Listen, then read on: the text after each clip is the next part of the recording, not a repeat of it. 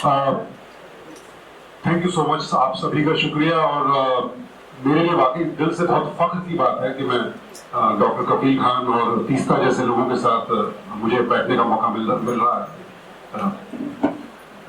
इनका केस मैंने शुरू से ही फॉलो किया, जैसे ही सुर्खियों में आया था, क्योंकि एक तो मैं खुद यूपी से हूँ, तो पूरा केस फॉलो किया। और सही बोलूं तो कई बार मेरे मन में ये आता था कि भाई अभी तो जेल से बाहर आ गया है, तो ये बंदा अभी भी क्यों चुप नहीं बैठा, वापस जाएगा। मुझे डर लगता है कि चुप बैठ जाना चाहिए। और जो कुछ इनके साथ हुआ है उसके बाद शायद कोई भी आम इंसान, उसकी हिम्मत टूट जाती। हो सकता है इंसानियत से ही यकीन उड़ जाता कि भाई क्यों मैं मरूं औरों के लिए, क्यों मैं डॉक्टर बनूं, क्यों इलाज करूं। कुछ भी हो सकता था, he could have given up. But इन्हें देख करके ये हिम्मत जरूर मिली कि भाई इतना सब सहने के बाद भी एक इंसान अपने उद्देश्य से, अपने धर्म से, धर्म इनका धर्म मेरे लिए डॉक्टरी है, लोगों की जान बचाना, उस पेशे से, पेशा कहना बहुत एक्चुअली छोटा लफ्ज हो जाता है इनके लिए, अपने धर्म से इन्होंने मुंह नहीं मोड़ा। उसके बावजूद पूरे देश में घूम घूम कर ये मेडिकल कैंप लगाते रहे। तो इतना सब होने के बाद भी अगर इंसानियत नहीं टूटी, तो इससे मेरे जैसे लोगों को बहुत हिम्मत मिलती। इसके लिए बहुत बहुत शुक्रिया मेरा। और मैं भी आते में सोच रहा था कि ठीक है, क्यों इनको इतना तंग किया। मुसलमान है, ये तो जाहिर सी बात है, पर सिर्फ इसलिए। एक ख्याल मेरे दिमाग में है कि नहीं, दिक्कत ये थी कि ये हीरो है, हीरो क्यों बने। और इत्तफाकन इन्होंने मुझे जो है अपनी इस किताब में पेज 77 पर जिक्र है, जो इनका पहली मुलाकात हुई थी मुख्यमंत्री जी से, और वो शब्द बिल्कुल वही है जो मैं सोचते हुए आ रहा। मैं ये पढ़ना चाहूंगा यहाँ। इनको कैबिन में बुलाया गया, उस हॉस्पिटल में ही जी, जब ये पूरी ट्रेजेडी हुई थी, तो कैबिन में चीफ मिनिस्टर साहब थे और इनको बुलाया गया। तो जो उनके लफ्ज थे कि तो तू डॉक्टर कफील है? Yes sir. इन्होंने कहा यस सर। पूरी कितने लोगों की जान बचाई, कितनी उन्होंने ऑक्सीजन मंगाई, लगे रहे, तो उन्हें सिलेंडर का अरेंजमेंट किया था। Yes sir. I acknowledged I was disturbed by the way he was addressing me with the pronoun "tu", indicating disrespect. जाहिर सी बात है, तू कह करके इनकी बेइज्जती की जा रही थी। डॉक्टर साहब को थोड़ा समझ में आ रहा था उस वक्त। फिर सीएम साहब पलटे और एक कंसल्टेंट से कहा, ये 4-5 सिलेंडर्स से कितनी जिंदगी बचा दी? किसी ने कोई जवाब नहीं दिया। डॉक्टर साहब मन में सोच रहे थे कि साहब 4-5 नहीं थे, 50 घंटे में 500 सिलेंडर अरेंज किए थे हमने। ये सोच रहे थे, मन में कह नहीं पाए उस वक्त। फिर चीफ मिनिस्टर साहब बोले कि तो तू सोचता है सिलेंडर लाके तू हीरो बन जाएगा? मुद्दा ये था, एक तो मुसलमान और पढ़ा लिखा और हीरो भी बने, ये नाकाबिले बर्दाश्त थे। और वो भी 2017 में, जब आप नए नए चुन करके आए हैं, चुन करके तो नहीं आए, बनाया गया था, है ना? तो पूरा एजेंडा ही पलट जाता। आते ही आपके राज में एक मुसलमान, पढ़ा लिखा मुसलमान पंक्चर नहीं बनाता है, जो डॉक्टर है वो हीरो। तो आप उसके बाद आप एजेंडा कैसे चलाएंगे? तो दिक्कत वहां हुई। बट मजे की बात यह कि उनके ऐसा करने से आप एक्चुअल और बड़े हीरो बन गए। तो अगर ये सब ना होता तो शायद हमें पता ही नहीं चलता कौन है डॉक्टर कफील खान, क्या हो रहा है गोरखपुर में, इंसेफेलाइटिस से हर साल कितनी मौतें होती हैं, क्यों एक महामारी है वो, बहुत सारी चीजें नहीं पता चलती। तो एक सिल्वर लाइनिंग है, जो कुछ आपके साथ हुआ वो तो उसकी भरपाई कोई कर नहीं सकता भाई, कभी नहीं हो सकती, जिंदगी भर नहीं हो सकती। और आप इसमें अकेले भी नहीं हैं, बहुत सारे लोग हैं इस सिस्टम के शिकार, जहां पर प्रोसेस ही पनिशमेंट बन जाती है। कितने गरीब हैं, वो चाहे मुसलमान हो, दलित हो, बहुत सारे लोग इस सिस्टम में फंसे हुए हैं। आइडियल सिचुएशन तो है कि जितने बेगुनाह हैं सब बाहर होने चाहिए, बट खैर उसके लिए भी लड़ेंगे। तो आज एक बात जो है, ये निजाम कभी ना कभी तो खत्म होगा, जैसा फहद ने कहा, हिस्ट्री हम सबने पढ़ी है, कब खत्म होगा ये नहीं पता।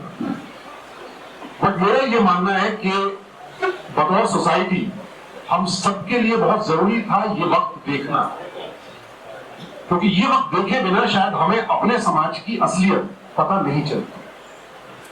हम सब एक बहुत बड़े मुगालते में जीते रहे कि भाई गंगा जमनी तहजीब है हमारी, और ये है और वो है, और हिंदू मुस्लिम सिख ईसाई आपस में है, भाई भाई। हम तो यही सब सुनते आ रहे थे बचपन से और यही मानते भी आ रहे थे, पर वो सच नहीं था। मेरे लिए भी सच नहीं था। मुझे भी धीरे धीरे पता चला कि कहीं ना कहीं एक इस्लामोफोबिया, जिसको मैं नहीं समझता था कि वो इस्लामोफोबिया है, वो बड़े नेचुरल तरीके से बचपन से आपको सिखाया जाता है। आप सुनते कहते हुए बातें बड़ी करते हैं, तो दूसरी जाति के प्रति आपके मन में जो है गलत विचार पैदा होते हैं। तो अलग अलग तरह से हमारे यहाँ, मैं बिजनौर से हूँ यूपी में, तो एक बचपन से सुना करते थे, लोग कहते हैं भाई जो ना खाए सूरा सोने हिंदू पूरा। वो इस्लामोफोबिया आपको तभी सिखाते जाते हैं बिकॉज मुसलमान सूअर नहीं खाते हैं, तो हिंदू को सूअर खाना चाहिए, तब जाकर के वो असली हिंदू हुआ। कोई तुक नहीं है इस बात। बट एक बच्चा जब ये बात सुनता है तो कहीं ना कहीं उसके दिल में ये बैठ जाती है। तो मुझे अपने इस्लामोफोबिया का धीरे धीरे सामना करना पड़ा। मेरे मन में भी ख्याल आते थे कि भाई क्यों जरूरी है, भाई अलग दिखना क्यों जरूरी है, क्यों टोपी लगाकर बैठे मुसलमान, या दाढ़ी क्यों, भाई सब लोगों की तरह पैंट शर्ट क्यों नहीं पहनते। फिर यही सोचते सोचते अचानक एक दिन मेरे दिमाग में ये ख्याल है कि भाई तूने कभी ये बात सिखों के बारे में सोची कि भाई सिख क्यों अलग दिखते हैं? नहीं सोची ना। तो तुझे सिखों से दिक्कत नहीं है, तुम्हें मुसलमान के अलग दिखने से दिक्कत नहीं है, तुम्हें दिक्कत मुसलमान से होगी। तो मुझे अपने अंदर का इस्लामोफोबिया धीरे धीरे मुझे भी पता है, और वो एक लड़ाई है। ये लड़ाई हम सबको लड़नी पड़ेगी, और इसके लिए जरूरी है कि इस समय जो बांट दिया गया है ना हमें, और व्हाट्सएप यूनिवर्सिटी के जरिए जो जहर फैलाया जा रहा है, आज हम देख रहे हैं 18-18, 19-19 साल के पढ़े लिखे बच्चे, कंप्यूटर इंजीनियर, ग्रेजुएट्स, वो सुन्नी बाई भुल्ली बाई इस तरह की चीजें कर रहे हैं। क्लब हाउस स्पेस में किस तरह से मुस्लिम औरतों के बारे में घटिया बातें हो रही है, ये जहर फैलाया जा रहा है और हमें बांट दिया गया। हम सब अपने अपने खेमे में कैद हो गए हैं। एक सा विचार रखने वाले लोग आपस में मिलते हैं, वही बातें करते हैं, और हमें लगता है बस दुनिया इतनी ही है।